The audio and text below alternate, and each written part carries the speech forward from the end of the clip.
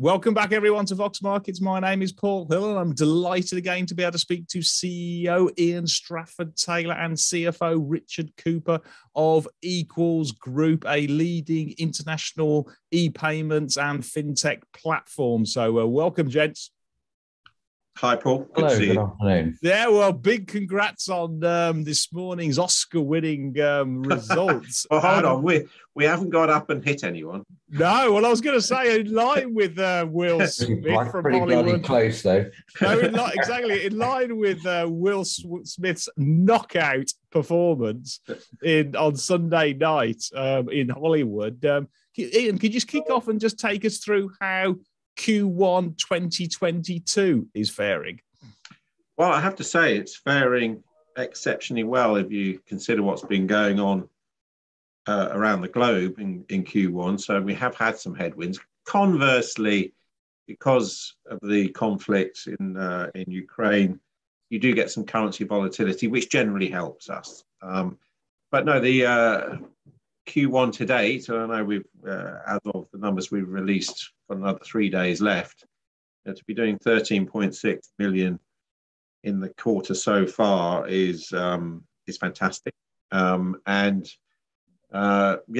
delighted. It's broad-based as it has been in the last couple of quarters, with the solutions revenue overlaid on top of it. The solutions, 2.6 million of that.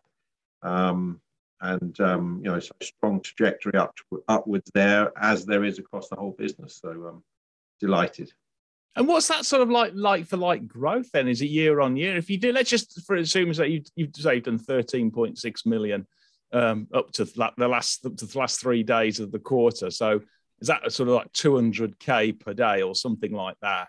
So you're probably going to go, I don't know, I'll just put a number here, 14 for the quarter, something like that. What would that broadly be then for sort of like for like? 70, almost 75%, that sort of order of magnitude. We did 8.1 million in Q1 last year. Wow, crikey.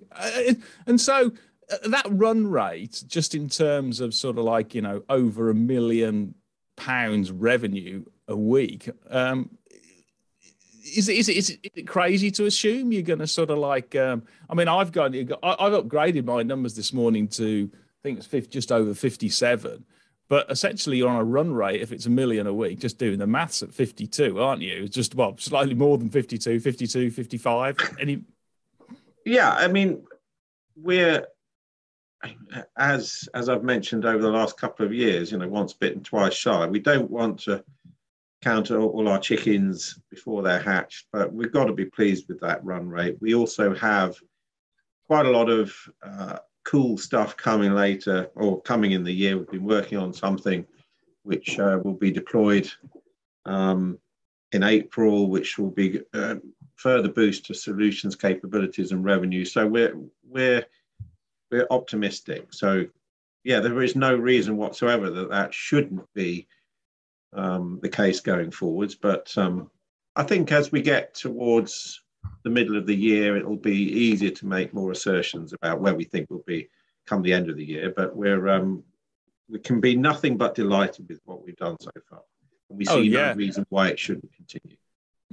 And Richard, just in terms of the sort of like the profitability, obviously the EBITDA has increased as likewise on a like for like basis. That's a big tick in the box as well. In fact, I think it's gone up sort of sixfold compared to for 2020, and the cash has increased as well. So on the finance side, done a terrific job there with sort of costs coming down, cash costs coming down. How should investors sort of think about it for this year? Because I know when we last talked, you were going to reinvest some of the money into growth. Indeed. And, given the uncertainty, the geopolitical uncertainty, we want to still be very cautious on that. We want to, if you've seen from our cash statement, we've got cash in the bank. We're looking to conserve it. We're not looking to pay a dividend. We are looking to invest in both marketing and accelerating the software, internally developed software, up to maybe 3.6 this year, 3.7, 3.8 the following year. So we dipped it down to 3 million this year. It's quite difficult to measure, traditional EBITDA margins, because we have a smorgasbord of different businesses. If it was all pure FX, I think the conversation would be much easier, but it's not. So I'm going to find it quite difficult to call that for you today, other than say, we think that number will definitely approach 9. It might be either side of 9, depending on the opportunities that we see to either further accelerate the development that Ian has spoken about, or to grab more marketing opportunities. And we know that if you spend money on marketing, you don't get the money back straight away. Yeah, it depends when you spend it. The key here is mix, Paul. So as Richard says, we have a variety of different products and platform revenues, all with different gross profit margins. So it depends what grows quickest. So it's quite hard to be exact with that, but we'll continue to communicate well with the market what we're doing. On the marketing point, or a bit more colour there. Now, I won't say COVID's gone, but now people are living with it. We're able to send teams and exec members, etc., to conferences, and we sent some key people out to one for instance, in Dubai, and more recently, the South by Southwest in Austin, Texas. And the feedback from there in terms of the demand for what it is that we're building, what we already have, and what is more to come is so exciting and positive. So to the extent we can go to more of those type of things or do more marketing, we'll do it. And also based on some of that feedback, it was clear that, for instance, we had on our technical roadmap putting in the capability to integrate with our platform via our API further out in the year. And we brought it forwards by spending some more money on tech now rather than later to accelerate something that's going to make us more money. So it's those sort of themes there. We see an opportunity for revenue growth that's going to benefit shareholders rapidly. We're going to grab it. So, yeah. So it's a long-winded answer to your question, but and the other component of that is that there are siren voices from very significant investment banks in this space to say, well, keep growing your revenue as fast as you can. In the European marketplace, that's what investors are looking for. And there's a slight dichotomy with what maybe AIM investors are looking for. What is ultimately going to create the best value for shareholders. So that's why we want to be flexible over, how we invest. What we're not going to be doing is splurging on general costs. That's not what's going to eat into our profitability. It is going to be marketing or promotion and tech investments. Yeah. And tech investment. Yes. I mean, we're a fintech. You'd expect us to. But even then, not crazy amounts there, to fast track the API stuff might bring a couple £100,000 worth of cost, forwards, not millions. So, yeah. And then Ian, on that sort of the Hollywood theme, you obviously had a sort of like a superhero performance from the new solutions. Like I know, yeah, I was going to say you'll be flying off hopefully, soon. But no, just on that superhero performance by the solutions division, can you just walk us through that? And in terms of what's really sort of that's just keeps on accelerating and accelerating. Yeah, well, as I think I've communicated before, we had and have a very healthy pipeline. The question the constraint is not so much finding the customers, but onboarding them and all the setup. These are generally more complicated. You have the whole onboarding process, even though we can do the due diligence quite quickly or very quickly and get the IBAN set up virtually immediately. At the other end, they have to embed that whole IBAN structure into their own systems, which takes time. So you can't just flick a switch and onboard, as many customers as you want. So that's part of the reason why we were confident that it would carry on growing, which you can see that clearly is. Concurrently, as we go on with it, we're finding more use cases. more things we can do with it. We're getting more feedback from the customers we have, and hence the development pipeline. As I say, we have a very large piece of work which is basically going to be completed in 2 days. So we'll start deploying that in April, which will widen the functionality of the platform. So again, we'll have, the only constraint will be how quickly we can onboard people. So it's a really, really exciting scene that we've unearthed there. It's not that we didn't know it was there. We've been telling the market for some time that we're building this because it'll work and people will use it. And, you know, maybe I sounded a bit like Kevin Costner in Field of Dreams. You see the Hollywood analogies. If you build it, they will come. But they are coming, and it's, you know, it's massive, the potential of it, massive. And then can you name any large clients you've signed? I mean, no, okay, not yet. Are they knocking on your door now in terms of the coming away from the banks? It goes back to my earlier statement about conferences. So if you go there, then yes, they are knocking. Our stands at the 2 conferences I mentioned were almost had queues around them for people who wanted to talk to us. Right. So we have a set of, sorry, I'm doing the Taken analogy, a unique set of skills. Yeah, it's very exciting. You know, the South by Southwest conference in the US is actually a production conference about, so not just TV and movie, but, you know, advertisements and this, that, and the other. And the feedback there for what we're doing and what we can do. We'll be putting our card platform into the US in a proper way this year. It was phenomenal. So it was not just solutions type stuff, but also the core products. There's a big appetite that we're starting to mine more as the product improves and we pull it all into the equals money suite. So right now it's all to play for, and that goes full circle to an earlier comment. Now is not the time to be sitting on our hands. If we see a genuine revenue or growth opportunity, we need to be grabbing it. Yeah. And then Richard, just in terms of solutions, how should investors sort of think about on the margins from that sort of like part, which is obviously growing really quickly? And also, can you talk through just in terms of just general sort of business consumer mix now, because it seems as though it's more than 80% of the revenues now generated in just from straight the B2B side. Yeah, well, let me tackle that first. You know, we expect that to continue to rise and certainly hit 90% on B2B. In relation to solutions, I mean, solutions has, in essence, 2 components. It's got one that is linked to foreign currency and one that is same to same. And they have different margins and they're very complementary.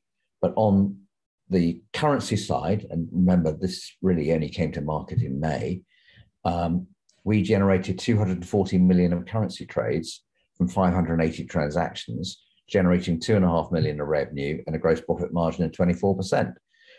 On the other side of the book, you know, we did 3.2 million of same to same, you know, trades, producing a turnover of 850 million. But revenue of 1.1 million on that. But on that 1.1 million, we made an 89% return.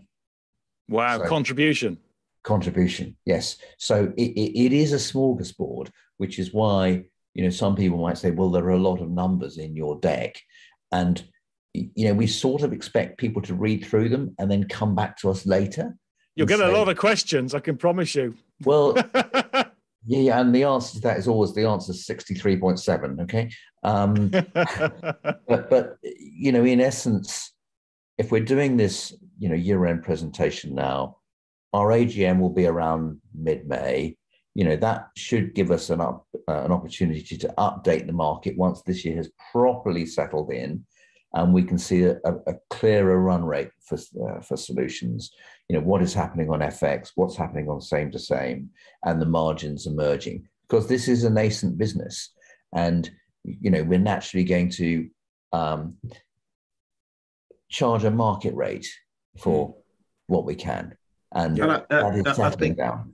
I think I would add to that the current or the early numbers on solutions are skewed somewhat by the early clients that we had on it. Yeah, indeed. Where the payaways were much higher. And so the gross profit percentages and everything on the FX side of it will improve over time. So that investors should bear that in mind. Not only will it grow in absolute revenue terms, but the drop down will increase. Mm. Well, anyway, Richard, I mean, I have to pat you on your back. You're doing a Michelin chef style job on your smorgasbord there. There's no doubt about it in terms of so he's catering for he's catering well for the Oscars. Yeah. Well, but we shouldn't also lose sight of the core business, which has done well as well. From 88,000 transactions last year, average margin 65 basis points, delivering 2.5 billion of turnover, 18.2 million of revenue, and a 62% gross profit margin. I mean, those are decent, excluding solutions. So that's why this is such that's core international payments piece, not the excluding cards. Yeah. So there's a fantastic range of product and customers that we can attract, and one of our challenges is going to be the cross sell. Well, that's a nice challenge to have. I'm sure you guys are up to it with your capes. Now, Ian, just on the competitive landscape for B2B. I mean, obviously, you came out of B2C a few years back, which is absolutely... Well, we deprioritised it. We're not out. Sorry, yeah, exactly. Sorry, that's my wrong language, isn't it? Yeah, okay. But anyway, so just on the B2B, what's the sort of competitive landscape like? I mean, you seem to have pretty much a unique positioning here. Yeah, I mean, that in theory, banks could do what we do, but they don't seem to be able to. I mean, we bank with quite a lot of banks, and they can't give us an own name multi-currency IBAN, whereas we can give it to our customers. And they can't really compete because you need, particularly for solutions, you need not only that, but you need the ability to offer sub accounts or multiple accounts, all different varieties of such, and approval hierarchies and security and blah, blah, blah. Difficult to replicate, and there are very few people that can do it. So right now it's a niche that we don't have a massive amount of competitors. Some of what we do, Alpha does. I would say, wouldn't I, that what we have is better than what they have, particularly as we've gone direct to more payment networks where they're basically sitting on banks, where we go more direct and have more direct connectivity. So should work out over time, but the market is so big, the number of people that this is useful for. I mean, as I say, we're widening the use cases on solution side all the time.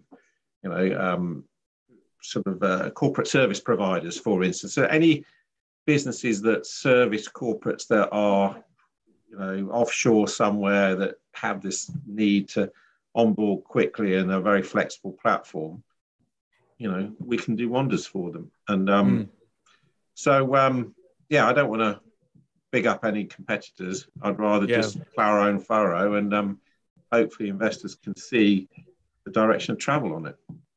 What about the on the consumer side? Obviously, there hasn't yet come. We had Omicron, and now we've got the that conflict. But I mean, just speaking to some of my friends and family, everybody's going on holiday in Easter. And, we're seeing things pick up. The nature of what's going on with the B2B, and particularly the solution side of the business, is such, though, that even if the B2C and travel money side doubled, it'd be great, but it's not going to move the needle as much as the growth in the other side of the business. So, more offices are open. We've got people pretty much back in the office all the time now. So footfall in the two stores that we have has increased. We're seeing more travel money revenues through the FairFX card. So it's great. It is improving. So we're seeing the early signs of that. Okay. So that will be the cherry on the icing on the cake, I think. And then just finally on Richard, in terms of sort of like the M&A and obviously we talked about sort of like internal investment. What sort of like size of war chest or firepower do you have, or are we just talking about sort of modest bolt-ons you'd be thinking of? It really depends on whether it's cash or paper. We certainly have got cash to pursue due diligence, which we didn't have before, and our paper has responded, nicely, and will hopefully continue to respond. So it is a much more valuable currency on which to do. I come from a background where I think in 8 years I did 4 reverse takeovers. So we're not adverse to, having a very big meal and maybe biting off some larger companies than ourselves. We'll look at them, if we think that there's a value proposition there, interesting product, different marketplace, complementary rather than substitutional, then we would look at it. Yeah.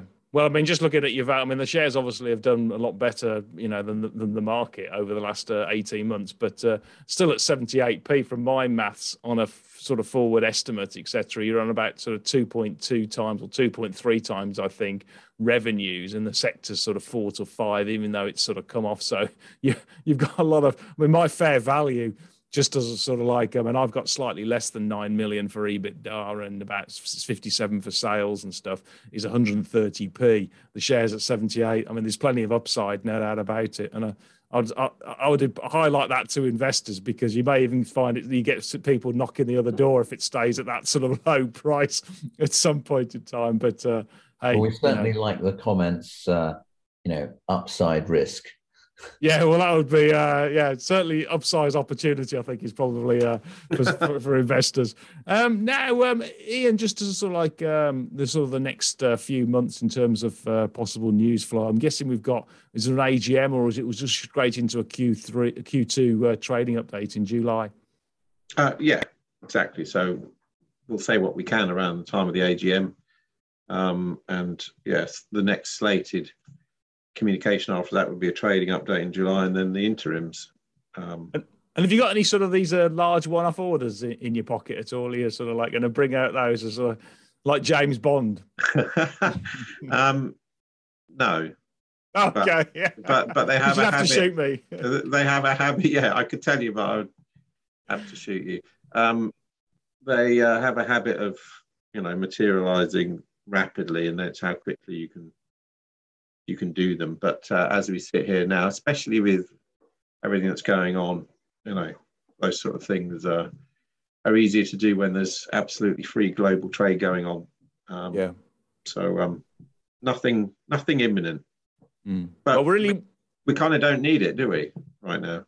No, exactly. Yeah, I mean, really well done, guys, and looking forward to hearing how the movie is going to play out for the rest of the year. So terrific performance on just about every single measure. So, keep up the great work.